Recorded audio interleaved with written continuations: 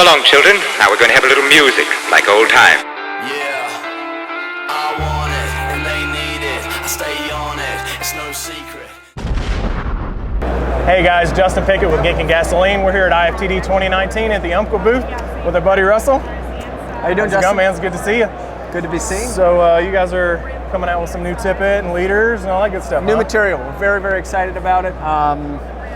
We've got 3 new types of material this year in the trout world, and we've got 2 new types of material in the HD, the big game world for us. Cool.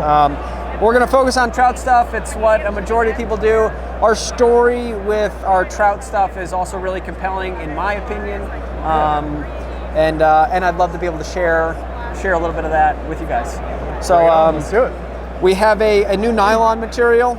We have a new fluorocarbon material, and we have a new ultra fluorocarbon material. Okay. What we really did is we took a look outside of our industry, and if we look largely within our space here, there's not a lot of new innovation in this category because it's driven by conventional. Conventional has gone to braided material. Yep. We still live in the monofilament world. Fluorocarbon and nylon are both monofilaments. I say that to the world there because everyone thinks nylon is mono. Fluorocarbon is mono too. So we looked outside of what has kind of been happening here, and we looked at optics. So like the camera lens coatings we're talking into right now, the optics of the lens itself are wonderful. It's what makes it crisp and sharp. But the coatings are what enhances contrast, teases out additional colors, really brings the shot to life. We did the same thing here, right? Okay. And so we took trusted cores of nylon and fluorocarbon, and then we said, well, what kind of coatings are relevant to an angler? What things would make it better? And so we have, in our ultra fluorocarbon, we have a 5-layer system here. Wow. Okay. In our standard fluorocarbon is 3 layers. Okay. And so we tried to tease it out for better increased knot strength when seeding, for abrasion resistance, lower visibility, better light reflection in our phantom.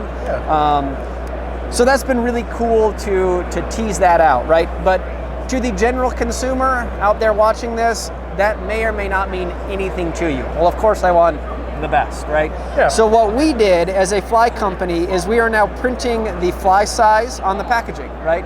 6X. Okay. We recommend that for 16 to 20, right? Yeah. If I had to guess, do you generally know why you would fish one tippet over the other, size-wise? Size-wise, I mean, the eye of the hook kind of dictates a lot of that sometimes. Which is the whole idea of the X factor, right? The X factor, when it originally came out, they had just moved away from silk leaders and into gut leaders, and one pull through their guide. Should I not do that on film? I think we're okay. Moving on. I think one pulled through though was 0. 2 pulls was your 1X, 3 pulls 3X, and so you were shaving it down to be able to put it through a thinner and thinner hook eye. Gotcha. And that's where the X system that we still use came from.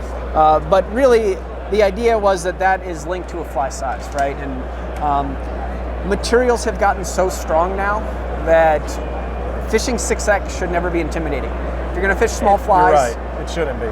You're gonna want to fish that because it's going to give the fly the movement it needs in order to elicit a strike. We want you to fish the appropriate size material, right? So you get the strike. Our job as manufacturers is to make sure it's strong enough to land the fish. Absolutely. Convert. Yep. We've done that. We want to educate people on the why they should fish small stuff. Awesome. And so we print it right on there. The other unique thing you're seeing here is we've got the Umpqua version of Pro Bands. So these are Pro Bands for Umpqua, and they offer edge-to-edge UV protection, water shield. They won't stretch out so much over time. They don't dry rot. Elasticity, dry rot. And you can use them for everywhere. a million other purposes. Yeah,